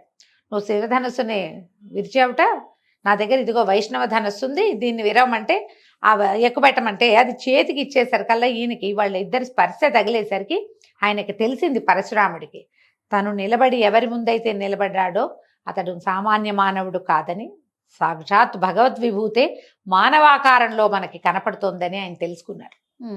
తెలుసుకుని నన్ను క్షమించమని వేడుకొని ఈ ఎక్కుపెట్టిన బాణాలని తన తపలోకాల మీద వేసేయమని నమస్కారం చేసి వెళ్ళిపోయారు. దశరథ మహారాజు దీనికి ప్రత్యక్ష సాక్షిగా ఉన్నాడు. కానీ తన కుమారుడే కాదని సాక్షాత్ భగవంతుడని ఆయన తెలుసుకోలే. విష్ణుమాయా విలాసం వల్ల తెలియలేదు. తర్వాత కొంతకాలం హాయిగా ఉన్నారు అందరూ. ఆయన రాముల వారికి యువరాజు పట్టాభిషేకం చేయదలుచుకున్నప్పుడు తృతీయ భార్య, మూడో భార్య అయిన కైకాదేవి ఏం చేసింది, రాముల వారిని అడవులకు పంపాలని వరం కోరుకుంది. తన కొడుక్కి పట్టాభిషేకం చేయమని రాముడిని అడవికి పంపించమంటే రాముడు అడవికి వెళ్ళడం సిద్ధించింది, కానీ కొడుకు పట్టాభిషేకం మాత్రం కుదరలేదు. అట్లా ఈ పినతల్లితోటి ప్రేరేపించబడినటువంటి రాముడు అడవికి వెళ్ళారు. ఇప్పుడు ఈయన ఇక్కడే పట్టాభిషేకం చేసుకుంటే ఆ జనస్థానం ఎట్లా ఖాళీ అవుతుంది, ఆ దండకారణ్యం ఎట్లా ఖాళీ అవుతుంది, ఆర్యావర్తం అంతా నిండి ఉన్న రాక్షస సంహారం ఎట్లా జరుగుతుంది, అదంతా జరగాలంటే ఇక్కడ ఏదో ఒకటి జరగాలి. అది. ఇక్కడ ఇది జరిగింది, అలాగే కదా జరుగుతాయి. అక్కడ ఏదో అవ్వాలంటే ఇక్కడ ఏదో ఒక మార్పు వస్తుంది. అవును. ఇక్కడ ఈ మార్పు వచ్చింది. అత్యంత ప్రీతిపాత్రుడైన రాముణ్ణి అడవులకి పంపించమని కోరుకుంది ఆవిడ. ఆమెకు చాలా ఇష్టం ఆయన అంటే. ఆమె చేతుల్లోనే పెరిగిన కుమారుణ్ణి ఆ మాట అడిగింది. అంటే ఇందుకోసమే ఈ వెళ్ళినప్పుడు ఏం చేశాడు ఆయన? భార్య సమేతుడుగా లక్ష్మణ ద్వితీయుడుగా ఈయన అడవికి ఊరేగి వెళ్ళిపోయాడు. వెళ్ళిన తర్వాత 14-13 సంవత్సరాలు గడిచినాయి. హాయిగా ఉన్నారు. ఎప్పటికీ అక్కడ ఉన్న దండకారణ్యంలో ఉన్న రాక్షసులందరినీ చంపేశాడు ఆయన. జనస్థానంలో, దండకారణ్యంలోనూ చేశారు చిన్న చిన్నవి. జనస్థానంలో ఈ ఖరదూషణాదులందరినీ సంహరించాడు. ఈ మన శూర్పణఖ రావటం, ఆమె వచ్చి ఈయన మీద వ్యామోహం చెంది సీతాదేవిని తీసేస్తేనే ఈయన తనకి వశపడతాడని ఆమె మీదకి దూకేసరికి లక్ష్మణ స్వామి శూర్పణకి ముక్కు చెవులు కోసాడు. కొంచెం విరూపిని చేశాడు. ఆమె ఖరదూషణలకి చెప్పింది. ఖరదూషణల మీద యుద్ధానికి వెళ్ళి వాళ్ళందరినీ తెగటార్చేశాడు రాముడు. మొత్తం ఖాళీ అయిపోయింది జనస్థానం. ఇది వల్ల కాదని ఈ శూర్పణకి ఏం చేస్తుంది? రాముడి దగ్గరికి వెళ్ళి మొత్తం కథ అంతా చెప్పింది. రావణాసురుడి దగ్గరికి వెళ్ళి, ఇక్కడ వీళ్ళ దగ్గర మహాసౌందర్యవతైన స్త్రీ ఉందని, నీలాంటి వాడి పక్కన ఉండాలి, మానవుడి పక్కన ఉందని అతన్ని కొంచెం ముందుకు చేసి ఇక్కడికి వచ్చేలాగా చేసి, ఆయన సరాసరి అయితే రాముడు లక్ష్మణుడు ఉండగా ఆమెను తీసుకెళ్ళలేమని మారీచుడిని ప్రేరేపించి, మారీచుడు చెప్పాడు, నువ్వు రాముడిని ఏం చేయలేవు, రామో విగ్రహవాన్ ధర్మ అని చెప్తాడు మారీచుడు. చిన్న బాలుడుగా ఉన్నప్పుడే నన్ను అక్కడ కొట్టి ఇక్కడ పడేశాడు. ఇప్పుడు కూడా వాళ్ళు మనము ఋషుల వేషాల్లో తిరుగుతున్నారు, భయం వేసింది నాకు అతన్ని చూస్తే, మళ్ళీ పారిపోయాను నేను. అతన్ని గెలవలేవు నువ్వు, నీ వల్ల కాదంటే ఆయన భయపెట్టి బెదిరించి మారీచుడితోటి బంగారు లేడి వేషం వేయించాడు. ఆ బంగారు లేడిని చూసి సీతాదేవి, ఆవిడికి తెలీదు ఇది బంగారు లేడి ఉండదని, తెలుసు ఆవిడికి. మరి ఎట్లా ఇది జరిగేది? కథ ముందుకు వెళ్ళాలిగా. ఆ లేడిని కావాలని ఒక సామాన్యమైన లేడి కోసం భర్తని పంపించి, లక్ష్మణుడిని పంపించి, తను అసహాయ స్థితిలో రావణాసురుడికి దొరికేసింది. ఆయన తీసుకుపోయాడు. ఇక వీళ్ళిద్దరు అన్నా తమ్ముడు వెతుక్కున్నారు. ఇప్పుడు అసలు కథ ఎక్కడ ప్రారంభమైంది? రాముల వారి కంటే ముందు పుట్టినటువంటి వానరులు, లాంగూలములు, వృక్షజాతి అంతా ఇప్పుడు కనపడింది. ఎప్పటి కథ అంతా ఎంత నడిచింది చూడు రాముడి కథ. బోళ్ళంత ప్రయాణం ఆయన 13 ఏళ్ళు నడిచిన తర్వాత, ఈ అడవులన్నీ నడిచాక, ఆ బ్రహ్మ విద్య పూర్తిగా ఆయన చేతిలో నుంచి బయటికి వెళ్ళిపోయాక అప్పుడు కనపడ్డారు. అప్పటిదాకా వీళ్ళ ప్రస్తావన రాదు రామాయణంలో, వాల్మీకంలో కనిపించదు. ఇప్పుడు వస్తారు. ఈ వెతుక్కుంటూ వెళ్తారు. సీతను వెతుక్కుంటూ వెళ్తే వీనికి విరాధుడు, కబంధుడు, ఇలా రాక్షసులు వాళ్ళు వీళ్ళు కనిపిస్తారు. విరాధుడే నాకు గుర్తుండు. ముందుకెళ్ళేసరికల్లా శబరి, అక్కడి నుంచి ఇక్కడికి వెళ్తారు. ఈ వానర్ల రాజ్యం కిష్కింధ వైపుకి నడిచి వెళ్ళేసరికల్లా వీళ్ళకి సుగ్రీవుడు ముందే వీళ్ళని చూసి, అన్నదమ్ములిద్దరిని చూసి బలశాలులుగా ఉన్నారు, ధనుర్బాణాలు ఉన్నాయి, వాలే పంపించాడని భయపడి తన మంత్రి అయిన ఆంజనేయుడిని వీళ్ళ దగ్గరికి పంపించారు. ఆంజనేయుడు వచ్చి వీళ్ళని ప్రశ్నించి కనుక్కొని వీళ్ళని సుగ్రీవుడితో స్నేహం కలిపాడు. సుగ్రీవుడికి అతని అన్నకి పడదు. ఆ అన్న అయినటువంటి వాలిని సంహరించి సుగ్రీవుడికి కిష్కింధ రాజ్యానికి పట్టాభిషేకం చేశాడు శ్రీరాముడు. తర్వాత ఆయన ఆజ్ఞతోటి ఈ వానరులందరూ దేశం 4 పక్కలకి, భూమి 4 పక్కల వెతుక్కుని ఎక్కడైతే సీతాదేవి వెళ్ళిపోయింది, వీళ్ళకి సీతాదేవి ఆభరణాలు కూడా కొన్ని దొరికినాయి ముందు. ఈ ఆభరణాలను బట్టి ఆమెని గుర్తించి ఈ వైపుకే ఏటో తీసుకెళ్లబడిందని, ఎక్కడ ఖచ్చితంగా ఆమె ఉందో కనుక్కుని దక్షిణ సముద్రం నుంచి ఈ అటువైపు లంకానగరంలో సీతాదేవి ఉండేందుకు అవకాశం ఉందని ఆంజనేయ స్వామి మిగిలిన వానరులు తన 4 గ్రూపులు చేశారు. ఈ మొత్తం వానరులను దక్షిణం వైపుకు వెళ్ళిన గ్రూపులో ఉన్నవాడు ఆంజనేయుడు. ఆయనే లంకానగరాన్ని ప్రవేశం చేసి, భాగవతోత్తముడైన ఆంజనేయ స్వామి శ్రీరాముడికి భక్తుడైపోయాడు. ఆయన అక్కడికి వెళ్ళి లంకానగరంలో సీతను చూసి మళ్ళీ వెనక్కి వచ్చి మొత్తం అందరూ కలిసి వెళ్ళి, ఆ తర్వాత ఈ సముద్రం మీద ఒక వారధి కట్టి లోపలికి లంకానగరానికి ప్రవేశం చేసి రావణుడితో శతవిధాల యుద్ధం చేసి చివరికి రావణ సంహారం చేసి, కుంభకర్ణ సంహారం చేసి, రావణుని కుమారుడైన ఇంద్రజిత్తుని తదితరులందరినీ సంహరించి, రావణుని తమ్ముడైన విభీషణుడికి లంకారాజ్య పట్టాభిషేకం చేసి సీతాదేవిని వెనక్కి తెచ్చుకున్నారు. ఈ మొత్తం కథలో ఎక్కడ ఇంత ప్రయాణంలో ప్రతి చోట ఒక పురుషోత్తముడైన మానవోత్తముడు అతనినే చూపించారు తప్ప ఎక్కడా దైవం వీళ్ళకి సహాయం చేసినట్టుగా కానీ ఆయనలోంటి అతిమానుషమైన శక్తి ఏదైనా ఇక్కడ ప్రవర్తించినట్టుగా కానీ జరగలేదు. ఈ అవతారం తీసుకున్నాడు. మానవ అవతారం సంపూర్ణ మానవ అవతారంగానే ఉన్నారు. మానవులకు ఉండే భావోద్వేగాలు, దుఃఖాలు, విరహము, బాధ, కష్టము అన్నీ అన్ని అన్ని రకాల భావోద్వేగాలు. అంటే ఇప్పుడు పరిపూర్ణ మానవుడు అంటే దుఃఖం ఉంటుంది, మానవులు దుఃఖిస్తారు. అవును, ఏదైనా తమకి కావాల్సింది దూరం అయితే ఎంత దుఃఖపడాలో అంత దుఃఖపడ్డాడు ఆయన. తమ్ముడికి ప్రమాదం జరిగితే అమ్మో మా తమ్ముడు లేకపోతే నాకెట్లా, నాకు కుదరదు అని దుఃఖించాడు.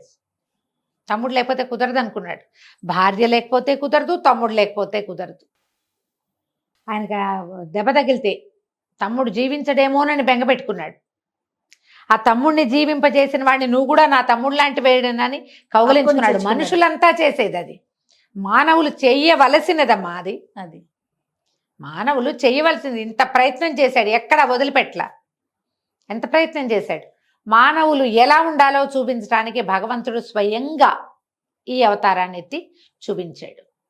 తర్వాత భార్యను తీసుకుని మళ్ళీ అయోధ్య నగరానికి వెళ్ళిపోయాడు. దశవర్ష శాస్త్రాన్ని దశవర్ష శతానిచ అని ఇలా చెప్తారు.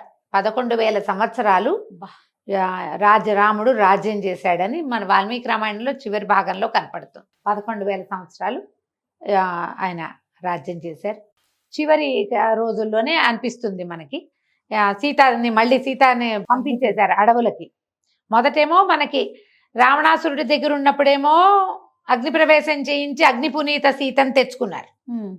మళ్ళీ ఆమె గర్భవతి అయిన తర్వాత, గర్భవతి అయ్యాక ఇక ఆమెను తనతో ఉంచుకోకూడదని భావించి ఆమెను అడవులకు పంపించారు. ఆ అడవుల్లో సంతానాన్ని కన్న తర్వాత సంతానాన్ని తీసుకున్న ఆమె మళ్ళీ ఇంకా అయోధ్య నగర ప్రవేశం చేయటానికి ఇష్టపడక ఏ భూమిలోంచి తను జన్మించిందో ఆ భూమిలోకి వెళ్ళిపోయి ఆవిడ వెళ్ళిపోయింది వైకుంఠానికి. లక్ష్మీదేవి వెళ్ళిపోయింది. ఈయన కుమారులిద్దరికీ పట్టాభిషేకం చేసి రాజ్యాన్ని సుస్థిరపరిచి ఈయన కూడా తన దారిని తన తమ్ముళ్లతో సహా మళ్ళీ వైకుంఠ నగర ప్రవేశం చేసేసారు, వెళ్ళిపోయారు. ఈ జీవితంలో ఏం చేశారు? జయ విజయులు స్వరూపం దాల్చినటువంటి రావణ కుంభకర్ణులు ఇద్దరిని వధించి వాళ్ళకి సహాయం చేసిన కొన్ని లక్షల మంది రాక్షస సంహారం కూడా చేసి మానవులు ఎలా ఉండాలో, కళ్యాణ గుణాలు కలిగిన ఆయన మానవుడు ఎలాంటి వాడో ప్రపంచానికి చూపించి ఎప్పటికీ తనది రాచబాటగా తనే ఒరవడిగా మనిషి అంటే ఇలా ఉండాలని ఉండేలాగా చూపించి వెళ్ళిపోయాడు భగవంతుడు. దీని తర్వాత మళ్ళీ కొంత గ్యాప్ తర్వాత ఇంచుమించుగా ఇది త్రేతాయుగంలో జరిగింది కదా, ద్వాపర యుగపు చివరి భాగంలో సగభాగం అయిన తర్వాత జయ విజయులు పుట్టారు, భగవంతుడు పుట్టాడు. వాళ్ళ కథ మళ్ళీ చెప్పుకుందాం మనం ఇంకొక అవతారం. రైట్, నమస్తే. నమస్తే జీ. మనం దశావతారాల గురించి చెప్పుకుంటూ ఉన్నాం కదండి. చిట్ట చివరి 3 అవతారాల గురించి మాట్లాడుకుందాం రమ్మ గారు. ఎవరు వీరు? సాధారణంగా చెప్పేదేమో కృష్ణ బుద్ధ కల్కి, కృష్ణుడు బుద్ధుడు కల్కి అవతారము అని. ఒక్కొక్క పాఠంలో మన బలరాముడు కృష్ణుడు కల్కి అని చెప్తారు. ఈ బుద్ధావతారం అనేది మనకి తెలిసిన బుద్ధిజం బుద్ధుడు కాదని, పాషండ మతాన్ని ఖండించాడు, బుద్ధ స్వరూపంలో భగవంతుడే అట్లా పుట్టాడని చెప్తారు. కానీ ఆ కథ అంత ప్రఖ్యాతంగా మనకి కనపడదు. ఇప్పుడు చెప్పుకునేగా ఈ బుద్ధుడే ఆ బుద్ధుడని, భగవంతుడి అవతారమే బుద్ధిజం వేరేది కాదని ఇట్లా చెప్తారు. కానీ బుద్ధిజంలో అసలు విగ్రహారాధన లేనే లేదు. మనమేమో చతుర్భుజుడైన నారాయణమూర్తిని పూజించడమే మన పద్ధతి. అవును అవును. ఈ దశావతారాల్లోనూ చెప్పబడిన నారాయణమూర్తి అవతార స్వరూపుడు, ఆయన తాలూకు విగ్రహాన్ని ఆరాధన అవన్నీ ఉన్నాయి. బుద్ధిజంలో అసలు విగ్రహారాధన లేదు కాబట్టి అది కాకపోవచ్చు కూడా. ఇది కాదు, ఖచ్చితంగా బుద్ధిజం కాదు. ఒక బుద్ధుడి గురించి చెప్తారు. ఆ బుద్ధుడి గురించి పెద్దగా ప్రఖ్యాతమైన గాథలు మనకి కనిపించవు. పరశురామ, రామ, బలరామ, కృష్ణ చెప్తారు. పరశురాముడిని చెప్పేసాం, రాముడిని చెప్పాం. బలరాముడు కూడా విష్ణువంశ సంభూతుడుగానే చెప్పబడతారు. కానీ ఇద్దరు అన్నదమ్ములుగా పుట్టారు. చాలా చోట్ల బలరాముడు శేషాంశగా చెప్పబడతారు. మహాభారతంలో కూడా బలరాముడు శేషాంశుడుగానే జన్మించాడని, శేషాంశ వల్లే ఆయన సంకర్షణుడు ఒక చోట నుంచి ఒక చోటకి తీసుకెళ్ళబడ్డాడు. తర్వాత ఏమో ఆయన చివరికి ఆయన దేహత్యాగం చేసేటప్పుడు 1000 తలల సర్పం, మహాసర్పం ఒకటి సముద్రంలోకి ప్రవేశిస్తున్నట్టుగా చూసినట్టు చెప్తారు. ఆయన శరీరాన్ని విడిచిపెట్టినప్పుడు సర్పం ఇట్లా వెళ్ళిపోయింది అని. 1000 తలల నాగంటే ఆదిశేషువే. అవును. కాబట్టి బలరాముడిని భగవంతుడి అవతారంగా చెప్పచ్చా చెప్పకూడదా అనే దాని మీద ఒక అనుమానం ఎప్పుడూ ఉంటుంది. బుద్ధావతారంగా చెప్తారు. పెద్దగా పాషండ మతాన్ని ఖండించాడని, అవే తప్ప ప్రఖ్యాతమైన గాథ కనిపించదు. మనకి ప్రఖ్యాతుడుగా కనపడేవాడు కృష్ణ భగవానుడే. రాముడి గురించి మొదలు పెడితే 2 వాక్యాల్లో చెప్పలేక ఒక ఎపిసోడ్ అంతా చెప్పాం. కృష్ణుడికి ఎన్ని ఎపిసోడ్లు చాలవమ్మా. అంతే కదా. ఆయనకి లీలామానుష విగ్రహుడు, పరిపూర్ణ మానవావతారుడుగా భగవంతుడు శ్రీరాముడుగా జన్మించి లీలామానుష విగ్రహుడుగా ఇప్పుడు జన్మించాడు. మానవ స్వరూపంలో, మానవ దేహంలో, మానవుల సంతానంలాగానే అన్ని భావోద్వేగాలు ప్రపంచానికి చూపిస్తున్నా కూడా లీలలు భగవద్విభూతిని విడిచిపెట్టల. ఆయన విడవకుండా దాంతోటే ఉన్నాడు. కాకపోతే ఇక్కడ ఏమైంది, ఈయనకి రాజ్యాధికారం లేదు. తర్వాత ఏమో మన ఏమంటారు వంశనాశనం అన్నట్టు యదువంశం, శాపగ్రస్తమైన యదువంశంలో జన్మించాడు. ఆయన తాలూకు కొన్ని చేష్టలు, కొన్ని ప్రవర్తన, కొన్ని విషయాలు కొంతమంది ప్రశ్నించేలాంటి పద్ధతి కలిగి కనపడతాయి. ఆయన ఎంతమంది మనసులు చూరగొన్నాడో అంతమందికి కంటగింపుగా కూడా ఉన్నాడు. కొందరు ప్రశ్నించే రకపు ధోరణిని కూడా చూపించాడు. చివరికి జగద్గురువుగా కూడా అయ్యాడు. పైగా ఏమిటి, ఒక నిమ్నకులం అంటే క్షత్రియులలో తక్కువగా చెప్పబడేటువంటి, నిమ్నకులం అనకూడదు దాన్ని, క్షత్రియులలో తక్కువ, యదువంశం, యాదవులు తక్కువ వాళ్ళు, అలాంటి భావాలు కలిగించేటువంటి ఒక ఇది కలిగి ఉన్నాడు. ఓ పక్కన ఆయన్ని దైవంగా తెలుసుకున్న వాళ్ళు ఉన్నారు. దూషణాలు, భూషణం, తిరస్కారం 3 పొందాడు ఆయన. అన్ని రకాలు పొందాడు. ఆ స్వరూపంలో మనకి ఇక్కడ కనిపిస్తాడు. ఈయనేంటి, రాజుగారి తమ్ముడు, బలరాముడికి తమ్ముడు. రాజ్యాధికారం లేదు, రాజు అవ్వలేదు. కృష్ణుడు రాజు కాదు కదా ఆయన. అలాగే కనపడతాడు చివరి దాకా. ఈ కృష్ణావతార సమయంలోనే జయ విజయులు ఇద్దరు మొదట ఎట్లా పుట్టారు, హిరణ్యాక్ష హిరణ్యకశిపులుగా మొదటిసారి తీవ్రమైన వాళ్ళుగా పుట్టి, రెండో జన్మ అయినటువంటి త్రేతాయుగంలో రావణ కుంభకర్ణులుగా, ఒకడు పరమ బలశాలిగా, రెండో వాడు ఒక మాదిరిగా ఉన్నట్టుగా కనిపించి, ఈ జన్మలో సామాన్యులుగానే కనపడతారు వీళ్ళు మనకి. శిశుపాల దంతభక్తులు అంటే శాపము మొదట ఎంత భయంకరంగా పరిణమించిందో వాళ్ళకి భయంకరమే, ప్రపంచానికి భయంకరమే. అది సనక సనందుల శాపము, దానివల్ల విపరీతంగా ప్రజలంతా బాధపడ్డారు.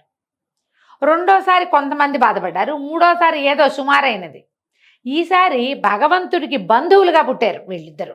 శిశుపాలుడు, దంతభక్తుడు కూడా ఇద్దరు మేనత్తల కుమారులుగా జన్మించారు. వీళ్ళు భగవంతుడికి మేనత్త కుమారులుగా జన్మించారు.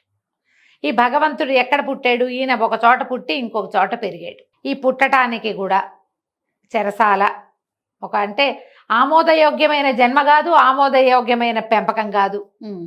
అట్లా ఆయన పుట్టింది కూడా చెరసాల్లోనే. ముందున్న సంతానాన్నంతా పోగొట్టుకొని ఈ పుట్టడం కూడా ఎట్లా పుట్టాడు, చాలా అద్భుతమైన చరిత్ర కలిగిన వసుదేవుని కుమారుడుగా జన్మించాడు.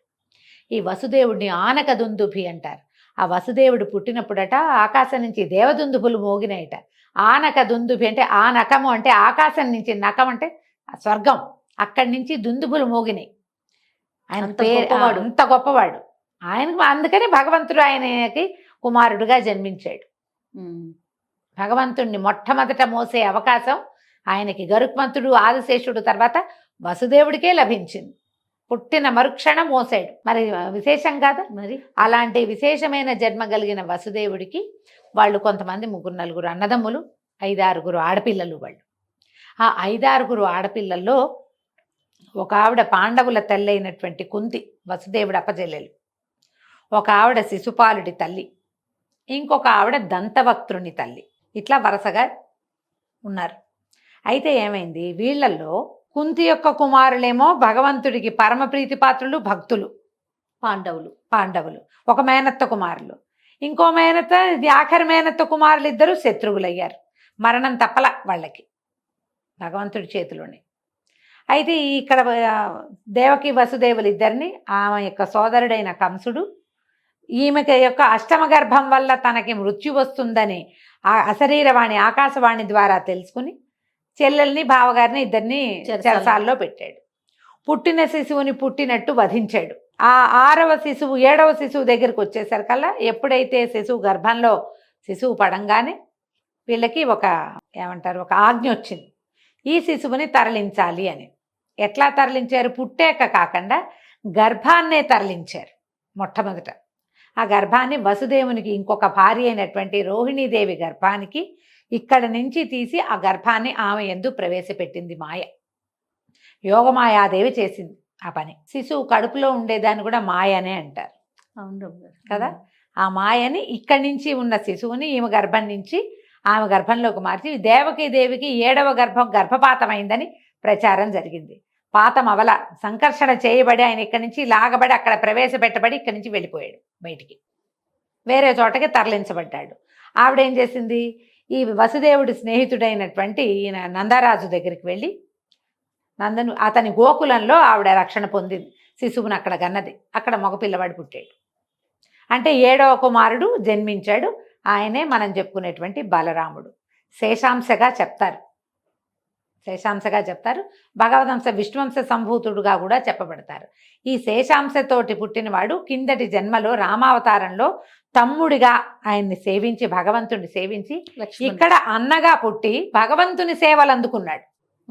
ఆయన నిత్యం అన్నయ్యని గౌరవించడమే, అన్నయ్య వెనకాల వెళ్ళటమే. అన్నయ్య తోకపుచ్చుకుని తిరిగాడు చిన్నతనం అంతా. అన్నయ్య వెనకాల అన్నయ్య ఏది చెప్తే అది, అన్నయ్య వద్దంటే మానేసి అన్న ఆజ్ఞ చొప్పున ప్రవర్తించాడు. భగవంతుడికి ఆయన సన్నిధిలోకి వెళ్ళాలంతే, ఆయన మనని పెద్దని చేసేస్తాడనమాట. అట్లా తనకు శయనమూర్తి అయినటువంటి శేషుణ్ణి తనకి తమ్ముడుగాను తనకు అన్నగాను చేసుకుని తనతోటే ఉంచుకున్నాడు. భాగవతోత్తములలో అతి ముఖ్యులు నిత్యసూరి గణాలలో మొదటివాడైన అనంతుడికి ఈ రకమైన అవకాశం లభించింది. సరే, 8వసారి మళ్ళీ గర్భం ధరించింది దేవకీదేవి. శిశు జననం జరిగిపోయింది. ఆ జననం జరిగేటప్పుడు భగవంతుడు చతుర్భుజ నారాయణమూర్తిగా వీళ్ళకి కనపడ్డాడు తల్లిదండ్రికి. నేనే మీ కడుపున శిశువుగా పుడుతున్నాను, నన్ను తీసుకెళ్ళి గోకులంలో నంద యశోదల యొక్క కుమారుడిగా అక్కడ వదిలిపెట్టండి. అక్కడ ఒక స్త్రీ శిశువు జన్మిస్తుంది, ఆమెను తెచ్చుకురండి. ఎట్లా ఇదంతా అంటే అంతా అదే అవుతుంది, నువ్వేమీ బెంగపడద్దని తండ్రికి ఆశ్వాసన తెలిపాడు భగవంతుడు. శిశువు జన్మించాడు, నల్లటివాడు, చక్కగా పద్మదళాయతాక్షుడుగా జన్మించిన శిశువుని కంటితో కూడా సరిగ్గా చూసుకోవాలి. ఆయన దాటి చేయాలి, లేకపోతే చంపేస్తాడు. భగవంతుడు ఈ శిశువుని వీడేం చేయలేడు అనిపించలా వాళ్ళకి. పిల్లల మొహం చూసేసరికల్లా ప్రేమ పాశం వచ్చేస్తుంది.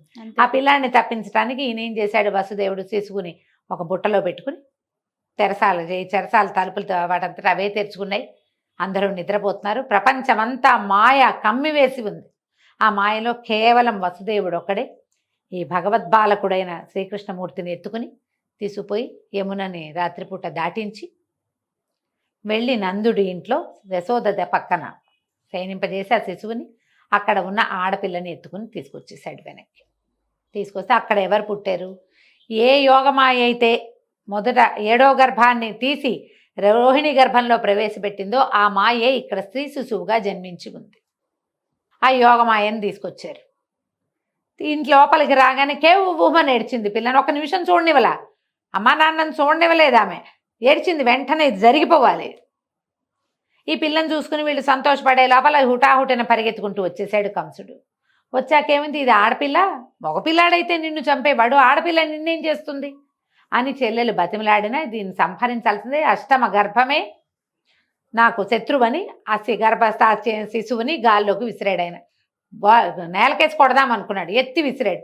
విసిరితే ఏమైంది, విసిరంగానే ఆవిడ మహాశక్తిగా పరిణమించి అక్కడ కనపడింది. 8 చేతులతోటి ఆయుధాలు ధరించి ఆమె యోగమాయా స్వరూపం ప్రత్యక్షమైంది. దుర్గా. ఆమె ఏం చెప్పింది, ఓరి కంస, నాతో నేను సంహరించడానికి పుట్టినవాడు నాతోటే పుట్టి ఇంకో చోట పెరుగుతున్నాడు, నీ మృత్యువు తప్పదు అని చెప్పి మాయమైపోయింది. శిశువు లేదు, అమ్మవారు లేదు. ఈయన నిర్ఘాంతపోయాడు. మా చావు తప్పదు. ఇక అక్కడి నుంచి ఈయన మొదలుపెట్టాడు. తన తాలూకు స్నేహితులందరినీ పిలిచాడు. ఈయన కాలనేమి అనే రాక్షసాంశతో జన్మించిన వాడు కంసుడు. ఆయనలోంచి ఆ రాక్షస ప్రవృత్తి బయటకు వచ్చేసింది. తను తప్ప ఇంకొకడు లేదు, వాడెవరిని బతకనివ్వకూడదు. ఎప్పటి నుంచో తనకు అనుచరులుగా ఉన్న రాక్షసులందరినీ దారిలోకి దింపాడు. ఎక్కడ ఇప్పుడే పుట్టిన శిశువు ఉందో ఆ శిశువుని చంపండి. వీళ్ళని చెరసాల్లో నుంచి బయటపడిన కుమారుడిని తప్పించారని తెలిసిపోయింది కదా. ఈ అక్క చెల్లెల్ని బావగారిని బయటికి రానివల్ల వాళ్ళు చెరసాల్లోనే ఉన్నారు. ఈయన రాక్షసుల్ని ఊళ్ళ మీదకి పంపకం చేశాడు. వెతుకుంటూ ఇక ఎక్కడ ఉన్నాడు ఇలాంటి ఒక శిశువు అని వెతుకుతూ ఒక్కొక్కళ్ళు ఒక్కొక్క చోటకు వెళ్ళి చంటి పిల్లల్ని చంపేశారు కొంతమంది. అలాగే పూతనని, ఇంకోడని, తృణావర్తుడని, శకటాసురుడని, ధేనుకాసురుడని, బకాసురుడని ఎంతమందో రాక్షసులు. క్రమంగా వాళ్ళకి తెలిసింది ఈ గోకులంలో ఉన్నవాడే వీడు కంసాంతకుడు అని. ఇతనే. క్రమంగా ఏం చేశారు, ఇక ఇక్కడికి రావడం మొదలుపెట్టారు. ఈ వచ్చిన వాళ్ళని వచ్చినట్టు పొట్టన పెట్టుకున్నాడు స్వామి. ఎవరు వస్తే వాళ్ళని చంపేయటమే. వాళ్ళకి ఈ సంహారము వాళ్ళకేమనిపించేది, ఈ పల్లెలో ఉన్న వాళ్ళందరికీ గోకులంలో ఏదో ప్రమాదం తప్పింది అనుకునేవాళ్ళు. అంతేగాని ఈ శిశు రూపంలో మన మధ్యలో తిరుగుతున్న ఈ నల్లటి పద్మదళాయతాక్షుడుగా ఉన్న పిల్లవాడు కొంటెవాడే ఇంత పని చేస్తున్నాడని వాళ్ళకి తెలియదు. పిచ్చి అల్లరి చేసేవాడు, హైపర్ యాక్టివ్, అమిత అల్లరి చేసి వీళ్ళకి ఏంటంటే ఎప్పటికీ మర్చిపోలేని జ్ఞాపకాలుగా ఉండేలాగా తనని చూపించుకున్నాడు వాళ్ళకి. ఆ మట్టిలో పొరలాడి, మట్టి తిని, వెన్న తిని, పాలు దాగి, దొంగతనాలు చేసి, కోతి పనులు చేసి, అల్లరి చేసి, వీడిని భరించలేము, వీడిని వదిలిపెట్టి ఉండలేము లాంటి స్థితికి వాళ్ళందరినీ తెచ్చాడు. పిల్లని భరించలేరు, కానీ ఆ పిల్లవాళ్ళైతే క్షణం బతకలేరు. వీళ్ళు ఉంటారుగా పిల్లలు అట్లా. ఆ ఒక పిల్లవాడు ఒక్కింట్లో ఉంటాడు, అక్కడున్న 100 ఇళ్లలో అతను అట్లా ఉన్నాడు. ఒక్కొక్కరు క్రమంగా అతనిలోని ఉన్న దివ్యత్వాన్ని వాళ్ళు చూడడం మొదలుపెట్టారు. ఈ గోవర్ధనోద్ధరణమని, కాళీవర్ధనమని, ఇవన్నీ విశేషమైన క్రియలుగా ఉన్నా కూడా కృష్ణుణ్ణి వాళ్ళు తమలో ఒకడిగానే చూశారు. ఆయన్ని అతిమానుష శిశువుగా తెలుసుకునేవాళ్ళు. అయినా కూడా ఆ వ్యామోహాన్ని, ఆ మమత్వాన్ని వాళ్ళు వదిలిపెట్టుకోలేకపోయారు. వాళ్ళతో పాటే కలిసి ఉన్నాడు. క్రమంగా ఇతడే దేవకి శిశువు, దేవకి యొక్క కుమారుడు అనేది ప్రపంచానికి వెల్లడైపోయింది. అప్పుడు ఈయన ఏం చేశాడు, కంసుడు ఏదో యజ్ఞం చేస్తూ ఈయన్ని పిలిచాడు. ఇప్పుడు చూడు, రామావతారంలోనూ రాక్షస సంహారం చేశాడు భగవంతుడు. కృష్ణావతారంలో చిన్నతనం ఆయన పుట్టినదాదిగా పెద్దవాడయ్యే వరకు రాక్షస సంహారం చేస్తూనే ఉన్నాడు. ఒక దశకు వచ్చాక మానేశాడు, అయిపోయింది, అక్కడికి ఆపాడు. ఆపాక ఇక రాక్షసులు అయిపోయారు. ఇక మానవ సంహారంలోకి దిగాడు. ధర్మ పరిరక్షణ కోసం వాళ్ళందరినీ, రాక్షసుల్ని తీసేయటమే కాకుండా భూమి మీద ఉన్న వాళ్ళని, ద్వాపర యుగంలో రాక్షసుల సంఖ్య తక్కువ. ఆ తక్కువ ఉన్న వాళ్ళందరినీ మనవాడే పొట్టం పెట్టుకున్నాడు, ఏరిపారేశాడు, ఎక్కడ ఉండనివ్వకుండా. వీళ్ళ అంశలతో జన్మించిన వాళ్ళని కూడా పట్టుకున్నాడు. కాలనేమి అంశతో పుట్టిన కంసుణ్ణి సంహరించాడు. కంసుడి మామగారైన జరాసంధుడికి తన చేతిలో మరణం లేదు కాబట్టి జరాసంధుణ్ణి చంపగలిగిన వాడిని జీవోత్తముడుగా నిర్ణయించి భీముణ్ణి, అతన్ని తన మేనత్త కొడుకుని చేసుకుని వాళ్లతో వెళ్లేందుకు అవకాశం తీసుకుని అతనితోటి సంహరింపజేశాడు. విశేషం కదా ఇది. ఈ కథ ఎక్కడ మొదలైంది? కంసుడి మామ, ఆ మామను చంపటానికి భీముడు, ఆ భీముడు మళ్ళీ ఈయన మేనత్త కొడుకులతో స్నేహం లేదు, వాళ్ళిద్దరితో శత్రుత్వం ఉంది, కానీ స్నేహం ఉంచుకోవటం కోసం వీళ్ళతోటి కత్తు కలిపాడు వీళ్ళతో పాటు. అందుకని ఏం చేశాడు, తనతో పాటు పుట్టవలసినటువంటి నరుడుగా చెప్పబడే అర్జునుని కూడా మేనత్త కుమారుడుగానే వీళ్ళతోటే జన్మింపజేశాడు. భగవద్లీలా విలాసం ఎలా ఉంటుందో చూడు. భీముడు ఒక్క చోట కూడా కృష్ణుడి మాట జవదాటనట్టుగా కనపడుతుంది. అర్జునుడైనా ఒక చోట 2 చోట్ల కృష్ణుడికి వ్యతిరేకించాడు. భీముడు ఎక్కడ ఆయన చెప్పింది చెప్పినట్టు చేశాడు. ఆయన ఏం చెప్తే అది చేశాడు. 2 సార్లు కృష్ణుడే భీముడిని డైరెక్ట్ చేశాడు సంహారం విషయంలో. ఈ జరాసంధుణ్ణి సంహరించేటప్పుడు జరాసంధుణ్ణి ఇట్లా చీల్చి పడేసేవాడట, మళ్ళీ అతుక్కునేది ఆయన శరీరం. అతని పుటకట్లాంటిది 2 భాగాలుగా. ఒక మామిడి పండుని జరాసంధుడి తండ్రికి ఒక ఋషి ఇస్తే ఆయన 2 భాగాలు చేసి 2 భార్యలకి ఇచ్చాడట సంతానం కోసం. 2 ముక్కలుగా పుట్టిందిట శిశువు. ఆవిడకో ముక్క, ఈవిడకో ముక్క.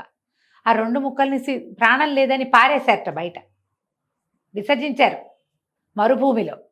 అట్టించి వెళ్తున్న జర అనే ఒక రాక్షసి 2 ముక్కలుగా ఉన్న శిశువుని కలిపిందట. కలపంగానే జీవం వచ్చింది. అందుకని జర చేత సంధింపబడిన వాడు జరాసంధుడు. రాక్షసి వల్ల జీవనాన్ని పొందాడు అతను. అతను కూడా భగవంతుడికి వ్యతిరేకిగానే ఉన్నాడు. ఇతనితోటే స్నేహం చేశాడు శిశుపాలుడు. జరాసంధుడు శిశుపాలుడు స్నేహితులు. ఈ జరాసంధుడిని ముక్కలు చేసి పక్కన పడేస్తుంటే కృష్ణుడు ఏం చేశాడట, ఒక తృణాన్ని దీన్ని గడ్డిపరకని చీల్చి ఇట్లా వేసి చూపించాడు ఆపోజిట్గా. అప్పుడు ఈ 2 ముక్కలుగా చీల్చబడిన జరాసంధుడిని అటు ఇటు వేసేసరికి మరణించాడు. ఇది ఒకటి. మళ్ళా దుర్యోధనోపాలంభం జరిగినప్పుడు ఒక దశలో భీముడే తగ్గి దుర్యోధనుడే పెరిగినట్టుగా కూడా కనపడింది. అప్పుడు కృష్ణుడే తొడని చూపించాడని చెప్తారు ఒక కథనం. దుర్యోధనుడిని జయించాలంటే తొడ మీద కొట్టాలి. నిజానికి అది యుద్ధనీతి కాదు, చాలా తప్పు. నడువుకి కింద భాగంలో కొట్టకూడదు. కానీ ఒక అధర్మపరుడైన వాడిని జయించడం, భూమి మీద నుంచి తీసేయటానికి భగవంతుడు కూడా ఈ మార్గాన్ని అనుసరించాడు. అది చూపిస్తారు. ఈ 2 సార్లు భీముడు కృష్ణుడు చెప్పినట్టు చేశాడు. భీముడిదే తప్పు లేదు, భగవంతుడు చూపించిన మార్గాన్ని అనుసరించాడు అంతే. జీవోత్తముడుగా చెప్తారు భీముడిని. ఈ ఉత్తమత్వము ఈయనకున్నట్టు అర్జునుడికి లేదు. ఒక సందర్భాల్లో కొన్నిసార్లు ఆయన తిరగబడ్డాడు కృష్ణుడి మీద, ఎక్కువ కాదు కానీ జరిగింది అట్లా. ఈ పెరిగిన క్రమంలో ఈ శ్రీకృష్ణుడు కంసుడిని సంహరించాడు. తర్వాత వాళ్ళ అమ్మని నాన్నని చేరుకున్నాడు. ఎంతమందినో కన్యల్ని వివాహం చేసుకున్నాడు.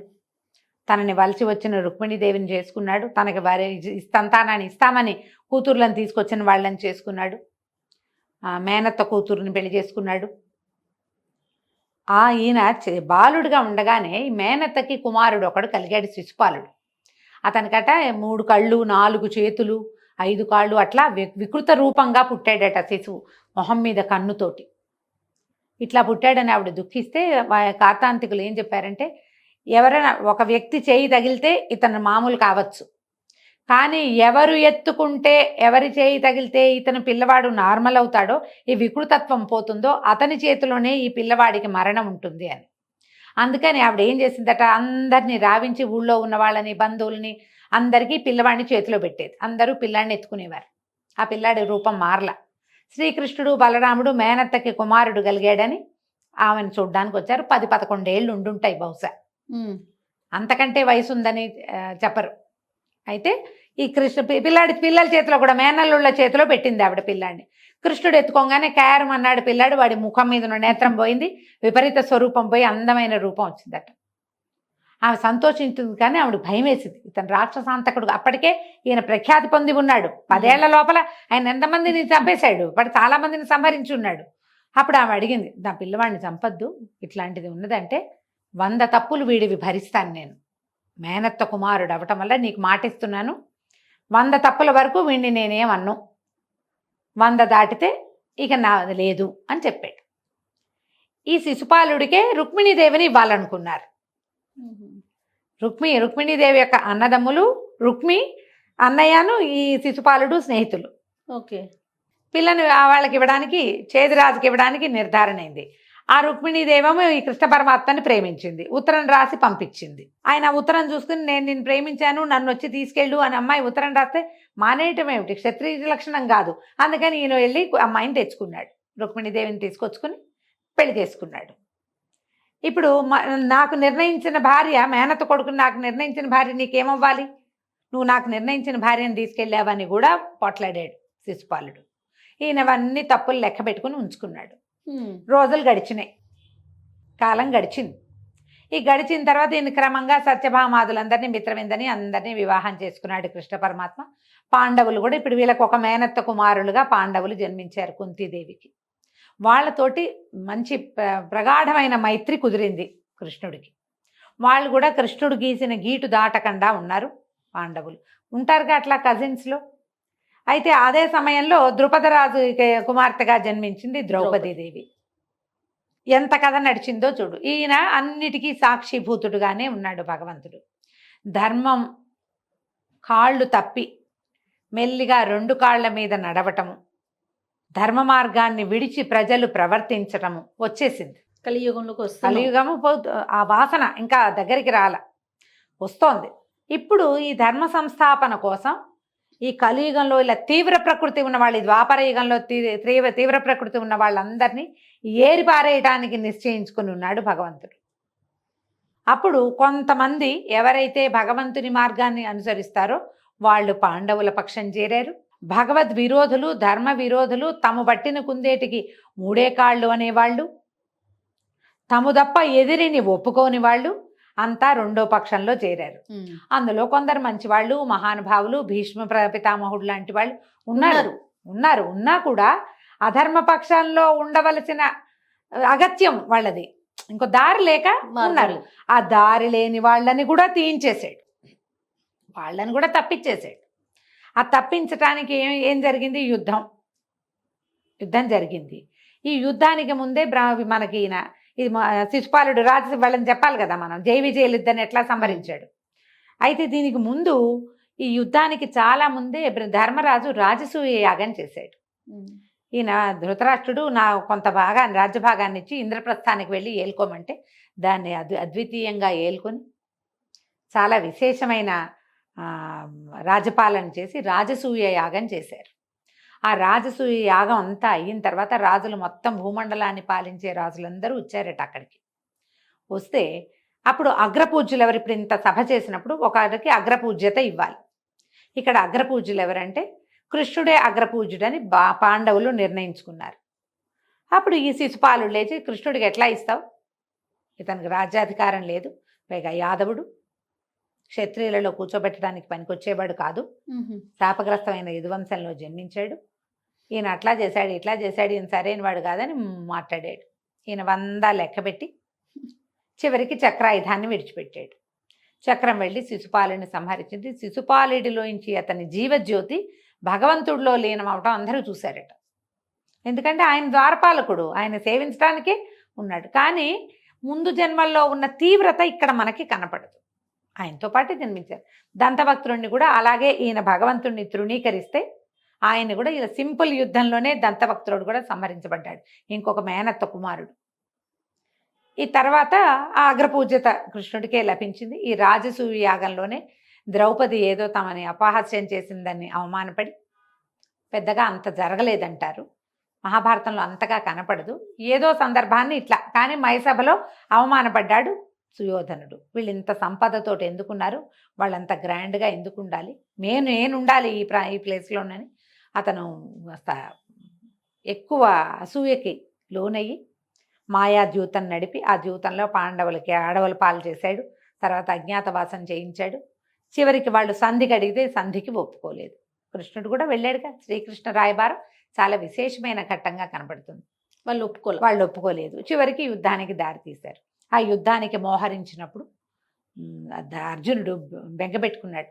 ఏమిటి ఇంతమంది, వీళ్ళంతా మా బంధువులు కదా, సొంత కుటుంబం, వీళ్ళందరినీ సంహరించి మాకు వచ్చే రాజ్యం ఎందుకని ఆయన దుఃఖపడితే భగవంతుడు గురు రూపాన్ని దాల్చి జగద్గురువయ్యి ప్రపంచానికి ఒక విషయం తెలియజేశాడు. కేవలం కర్మల మీదే మానవులకి అధికారం ఉంది, దాని ఫలితం మీద ఎప్పుడూ ఉండదు. నువ్వు చేయవలసిన పని చేయాల్సిందే, నువ్వు చెయ్యి, నా మీద వదిలిపెట్టు, నువ్వు అన్నిటినీ వదిలిపెట్టి నన్ను శరణు పొందు, అప్పుడు నీకేం జరగాలో నేను అది జరిపిస్తాను. ఈ వివరాన్ని అర్జునుడికి బోధించి అతన్ని మళ్ళీ కర్తవ్యోన్ముఖుణ్ణి చేసి, నువ్వు చేయవలసింది యుద్ధం, ధర్మ సంస్థాపన కోసం యుద్ధం చేయవలసిందే అని బోధించి ఆ భగవద్గీతని మనకు కూడా అందించాడు. యుద్ధం జరిగింది, 2 పక్షాలు పోరాడాయి, ధర్మం గెలిచింది. చివరికి పాండవులు గెలిచారు. ఇక్కడ చనిపోయిన వాళ్ళందరికీ కూడా ఉత్తమ గతులు లభించాయని చెప్తారు.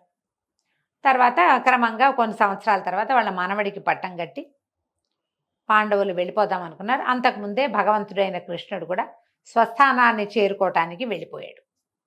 ఆ వెళ్ళిపోయే ఘట్టం కూడా మహాభారతంలో చాలా ప్రత్యేకమైన, మౌసల పర్వం చాలా ప్రత్యేకమైన, చెప్పాం కదా మనం మౌసల పర్వం. అవునండి. ఇంతకాలం ఉండి భూమి మీద రాక్షస సంహారం చేసి ధర్మ సంస్థాపన చేసి తన విశేషమైన భగవద్విభూతిని ప్రపంచం మీదకి వదిలిపెట్టి ఆ కృష్ణ లీలలు కానీ, తర్వాత విష్ణు సహస్రనామం కానీ, భగవద్గీతని కానీ తర్వాత కాలంలో రాబోయేటువంటి కలియుగ వాసులకి అప్పచెప్పి దీన్ని ఆసరాతోటి మీరు బతకండని మనకి చెప్పి వెళ్ళాడు కృష్ణుడు. దాని ఆసరాతోటే నడిచేటువంటి ఈ కలియుగంలో చివరికట పూర్తిగా అది మర్చిపోతారు జనం. ఇంకా మనం మర్చిపోవాలి. మనం బాగా రామాయణం చెప్పుకుంటున్నాం, అవునండి. భాగవతం చెప్పుకుంటాం, భారతం చెప్పుకుంటాం, భగవద్గీత ఈ పుస్తకాలు పుచ్చుకొని తిరుగుతున్నాం మనం. ఇది దీన్ని వదిలిపెట్టి ఇప్పుడే కొంత తగ్గింది. ఇంకా ఇంకా ఇంకా క్రమంగా దీన్ని పోగొట్టేసుకునే కాలం ఒకటి వచ్చినప్పుడు, పూర్తిగా అధర్మమే వచ్చినప్పుడు భగవంతుడు కల్కి స్వరూపంలో కనిపిస్తాడట. ఒక గుర్రం మీద వస్తాడని, శంబల అనే గ్రామంలో జన్మిస్తాడని, అప్పుడు ఈయన పూర్తిగా ఎవరైతే అధర్మపరులు ఉన్నారో వాళ్ళందరినీ సంహరించి, మ్లేచ్చులు అంటారు వీళ్ళని, అంటే దౌర్భాగ్యులుగా ఉన్న వాళ్ళందరినీ సంహరించి మళ్ళీ ధర్మ సంస్థాపన చేస్తాడని చెప్తారు. అంటే మనకు ముందు ఇలాంటి యుగాలు కొన్ని జరిగినాయి కదా, అవును. ఇంతకు ముందు జరిగినప్పుడు వచ్చింది కల్కి అవతారం. కానీ ఆ అవతారాన్ని చూసిన వాళ్ళు ఎవరు లేరు. ఇలా జరుగుతుందని మాత్రమే మనకు తెలుసు. జరగచ్చు, అది ఇప్పుడే కాదు, ఇంకా సమయం ఉంది. ఇంకా ఈ భగవద్గీత ప్రింట్ అవన్నీ పోవాలి. మనం ఇప్పుడు బాగా చేసుకుంటున్నాం కదా, అవును. ఇప్పట్లో కాదు, వస్తాడు భగవంతుడు. ఆ భగవంతుడిని చూడడానికి ఇవాళ ఉన్న వాళ్ళు ఎవరు ఆయన్ని చూడకపోవచ్చు. ఇంకా కనీసం ఒక 30 తరాలు గడిచాక రావచ్చని అంటారు. సో కల్కి అవతారము అనేది, కల్కి అనేది అవతార స్వరూపంగా చెప్తారు, కానీ మానవ మాతృడుగా అయితే ఆయన ఉండడు. మనుషుల్ని చూపించి వీళ్ళనే భగవంతుడు అనుకోమని అనడానికి వీల్లేదు. ఆయన ఇలా ఉంటాడని మనకి పూర్వగాథల్లో ఎక్కడా చెప్పబడలేదు. ఆయన గుర్రం మీద వస్తాడు, కత్తి పుచ్చుకుని రాక్షస సంహారం చేస్తాడు అని చెప్తారు. అధర్మపరులని సంహరిస్తాడని మాత్రమే చెప్పబడుతుంది. ఇంకా దానికి సమయం ఉంది బహుశా. దీంతో 10 అవతారాలు పూర్తి చేసేసుకున్నాం మనం. ఇన్నిసార్లు విన్నా కూడా రామకృష్ణ అవతారాలు రమ్మగారు చెప్పుకున్న కొద్దికి ఇంకా నేను చాలా సింపుల్ గా దబదబా పరిగెత్తేసాడు. అసలు ఎంత అద్భుతమో కదండి. చెప్పిన కొద్దికి బాగుంటుంది. రైట్ రామ్ గారు, నమస్తే. నమస్తే.